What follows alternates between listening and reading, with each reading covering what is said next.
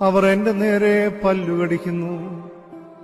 കർത്താവേ, നീ എത്രത്തോളം നോക്കിക്കൊണ്ടിരിക്കും?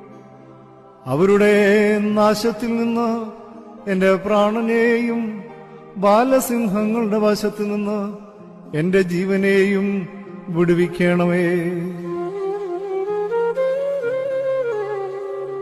ഞാൻ മഹാസഭയിൽ നിനക്ക് സ്തോത്രം ചെയ്യും, ബഹുജനത്തിനു മധ്യേ നിന്നെ സ്തുതിക്കും. വെറുതെ എനിക്ക് ശത്രുക്കളായവർ എന്നെക്കുറിച്ച് സന്തോഷിക്കരുതേ. കാരണം കൂടാതെ എന്നെ പകയ്ക്കുന്നവർ കണ്ണിമയ്ക്കുമരുതേ. അവർ സമാധാനവാക്കു സംസാരിക്കാതെ ദേശത്തിലെ സാധുക്കളുടെ നേരെ വ്യാജകാര്യങ്ങളെ നിരൂപിക്കുന്നു. അവർ എന്റെ നേരെ